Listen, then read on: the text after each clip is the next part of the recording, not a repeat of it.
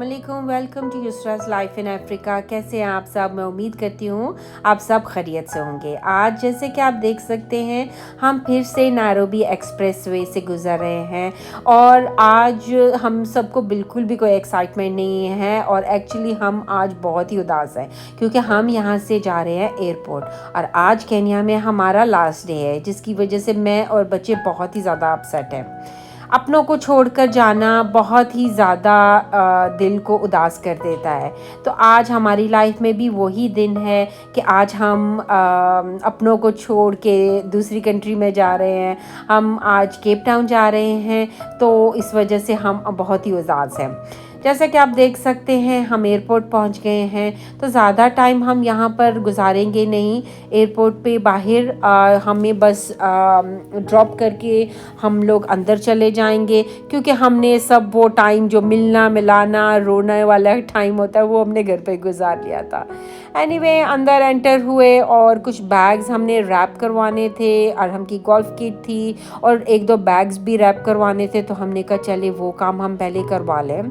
और ये जैसे आपको नज़र आ रहा है हम लोग इतनी जल्दी आ गए एयरपोर्ट कि कहीं हम लेट ना हो जाए। आप देख सकते हैं यहाँ पर कोई भी नहीं था। 1 मिनट तो मुझे ये लगा कि हम कहीं रॉन्ग जगह पे तो नहीं आ गए और यहाँ फिर ये टाइम हमारा रिपोर्टिंग टाइम नहीं है या हम गलत टाइम पे आ गए हैं, लेकिन हम सही टाइम पे थे और इमिग्रेशन क्लियर करके ऊपर चले गए। आजकल आपको पता है इतना मुश्किल है ट्रैवल करना, बहुत सारी सिक्योरिटी से गुजरना, बैग्स उठाना रखना, इतना काम हो जाता है कि इंसान रास्ते में ही थक जाता है। लेकिन अब क्या करें, ये तो करना ही पड़ता है और मेरे साथ बच्चे होते हैं तो फिर ज़्यादातर काम मुझे ही करना पड़ता है। हम लोग केन्या वेज के साथ जा रहे थे, तो मैंने कहा ये प्लेन्स खड़े हैं केन्या वेज के, तो चलो केन्या वेज के प्लेन्स को मैं भी अपने व्लॉग्स में शामिल कर लेती हूँ। कुछ बैठे फ़ोटोज़ ली और बस फिर सोचा आगे की तरफ चलते हैं। सिक्योरिटी से गुज़रे और सबसे ज़्यादा मुश्किल तो मुझे ये लगता है जब आपको शूज़ उतारने पड़ते हैं, वो बहुत मुश्किल काम होता है। सिक्योरिटी क्लियर की तो ऊपर ड्यूटी फ्री थी, तो हमने कहा चलो थोड़ी विंडो शॉपिंग कर लेते हैं क्योंकि ड्यूटी फ्री कहने को तो ड्यूटी फ्री होती है लेकिन चीज़ें बहुत ही एक्सपेंसिव होती हैं, तो बस यहाँ पे तो विंडो शॉपिंग ही हो सकती है। Welcome to Yusraj life in Africa. कैसे हैं आप सब? आज केन्या में मेरा लास्ट डे है। हम लोग वापस जा रहे हैं साउथ अफ्रीका और बस अपसेट हैं। फैमिली को छोड़ के जाना आपको पता बहुत मुश्किल होता है, तो बच्चे भी थोड़े अपसेट है, काफ़ी अपसेट हैं और मैं भी काफ़ी अपसेट हूँ, लेकिन लाइफ ऐसे ही है। किस्मत में जो लिखा होता है इंसान के वही होता है। तो बस अभी ऊपर आ गया है, ड्यूटी फ्री पे थोड़ा राउंड लगा रहे हैं। अगर कुछ चीज़ें कुछ लेने हैं तो बस बच्चे थोड़ा चेक कर रहे हैं, अगर कुछ लेना है तो लेते हैं, वरना फिर फूड कोर्ट चलते हैं और कुछ खाते हैं। तो चलें आगे चलते हैं। ये विंडो शॉपिंग के बाद अरहम को बोला अरहम आप भी चॉकलेट की थोड़ी विंडो शॉपिंग कर लो, देख के खुश हो जाओ। लेकिन बेचारे बच्चों को तो होता है कि कुछ ले दो, तो मैंने 1-2 चीज़ें उसको ले दी, तो बच्चे इसी में खुश हो जाते हैं। तो लेकिन इतनी अच्छी तरह से ये सब चीज़ें पड़ी हुई थी, तो मैंने कहा कि चलो हम भी थोड़ा देख के अपना दिल खुश कर लेते हैं, घूम फिर लेते हैं यहाँ से और कुछ अगर लेना होगा तो अरहम को वो ले लेंगे। तो अरहम की बस एक्साइटमेंट आप देख सकते हैं अरहम के फेस से ही। जैसे कि मैंने आपको बताया घर से हम काफ़ी जल्दी आ गए थे और अभी काफ़ी टाइम हो रहा था, तो हमने कहा कि हम लंच यहीं पर ही कर लेते हैं क्योंकि प्लेन के खाने के ऊपर डिपेंड करना नहीं चाहिए। आपको अगर भूख है तो आप खा लें क्योंकि हमें कुछ पता नहीं है कि प्लेन का खाना कैसा होगा। और वैसे भी ऑनेस्टली मैं आपको बताऊं, हम लोगों के लिए प्लेन का खाना जो है कभी भी उसके साथ ना तो पेट भरता है और ना ही उसका मज़ा आता है। बहुत कम मेरे साथ तो ऐसे होता है कि मुझे प्लेन का खाना पसंद आए। तो हमने बहुत ही मज़ेदार बर्गर्स ऑर्डर किए जावा हाउस से चिप्स के साथ और एटलीस्ट हमारा पेट भर गया। आगे हमें डर नहीं था कि खाना कैसा होगा। बच्चों के साथ ट्रैवल करने का एक फ़ायदा ये होता है कि आपको बोर्डिंग में सबसे पहले आपको प्रायोरिटी दी जाती है कि आपके साथ बच्चे हैं तो आप पहले चले जाएं। तो बस फटाफट मुझे लगता है पहले लोगों में ही हम लोग थे जिनके साथ बच्चे थे और हम लोग जल्दी प्लेन में एंटर हो गए। ये देख सकते हैं आपके सामने ही है, प्लेन बिल्कुल खाली है क्योंकि हम बहुत जल्दी उन्होंने हमें बुला लिया। तो हम लोगों को काफ़ी पीछे हमारी सीट थी, लेकिन अच्छी बात ये अच्छी सीट्स मिली थी हमें, और हमने यहाँ पे अपना सामान रख के तो अपनी अपनी सीटों पे हम लोग बैठ गए। और बच्चों के लिए सबसे बड़ी एक्साइटमेंट ये होती है कि आपके प्लेन के अंदर टीवी है कि नहीं है, और बस बैठते ही अरहम का ये काम था कि टीवी लगाया और अपने कार्टून्स लगाए और अपना टीवी देखना शुरू कर दिया। हम लोग तो अपना पहले सेटल होते हैं, अपनी चीज़ें ठीक करते हैं और फिर आगे काम शुरू करते हैं। देख सकते हैं बाहर प्लेन आ रहे हैं, जा रहे हैं। तो बस मैंने तो अपना फ़ोन निकाला और अपनी वीडियो स्टार्ट कर दी, क्योंकि मुझे तो था कि मैंने तो बस सारे रास्ते में अपनी वीडियोस लेनी है, अपना व्लॉग बनाना है, और बस यही काम करते मेरा टाइम गुजर जाएगा। बस अब हमारे प्लेन ने मूव होना स्टार्ट कर दिया था, और इतना फास्ट नहीं था क्योंकि हमारे सामने से ही आप देख सकते हैं एक और प्लेन गुजर रहा है। ये प्लेन को लैंड होना था। जैसे ही ये प्लेन लैंड हुआ, हमारे प्लेन की स्पीड तेज़ हो गई, क्योंकि अभी बस ये प्लेन रेडी था टेक ऑफ होने के लिए। और ये एक टाइम होता है जो कि जब मुझे पूरे टाइम में मुझे सबसे ज़्यादा डर लगता है जब प्लेन टेक ऑफ हो रहा होता है। बिल्कुल पता नहीं क्या एक डर है दिल में टेक ऑफ होने के टाइम पे, और वही हमारा जो होता है कि हम आयतल कुर्सी और ये सब पढ़ रहे होते हैं और बच्चों के ऊपर भी फूंक रहे होते हैं, और सभी आराम से चुप करके वो टाइम पे बैठे हुए होते हैं। तो बस आप देख सकते हैं हमारा प्लेन टेक ऑफ हो गया, और ये एक बहुत ही पेनफुल टाइम होता है जब मैं देखती हूँ प्लेन टेक ऑफ हुआ है।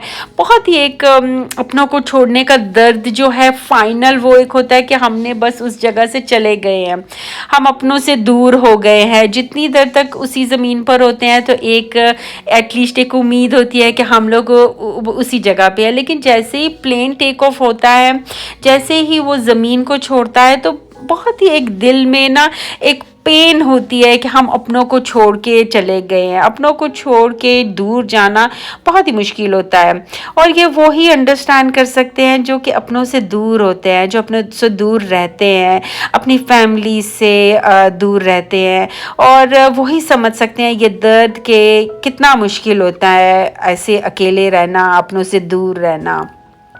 मेरी तो दुआ है कि अल्लाह सबको एक दूसरे के, अपने रिश्तेदारों के, अपनी फैमिली के करीब रखे। लेकिन अगर ऐसा हो दूर जाने का हो तो पर ये एक किस्मत की बात होती है कि आप अपनों से दूर रहते हैं। इसमें आपका बिल्कुल भी वो नहीं होता कि आप क्योंकि अपनी मर्ज़ी से कोई भी दूर नहीं जाना चाहता, लेकिन बस एक किस्मत होती है, किसी की किस्मत में दूरियां लिखी हुई होती है।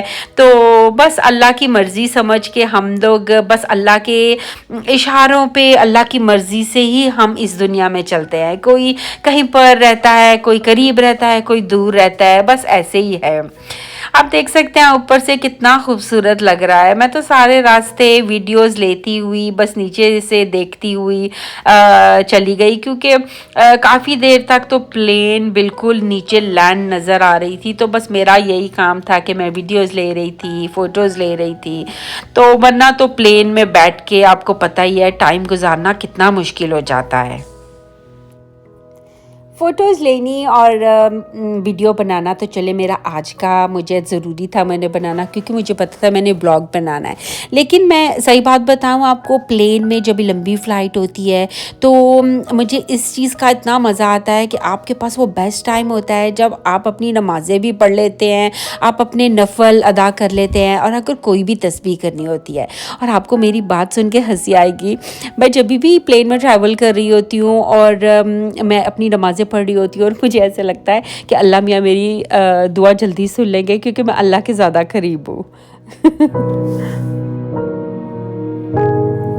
आईफोन 15 का कैमरा चेक करने का ये बेस्ट टाइम प्लेन से है कि आप देख सकते हैं जूम इन करके। मैं तो सारे रास्ते जूम इन करके नीचे से सब देखती आ रही है। हालांकि आप देख सकते हैं प्लेन काफ़ी ज़्यादा डिस्टेंस पे था, लेकिन आप देख सकते हैं कि इसका कैमरा इतना अच्छा है, इतना क्लियर नज़र आ रहा है नीचे से। बस ये आप देख सकते हैं अभी हमारा खाना आने को तैयार था।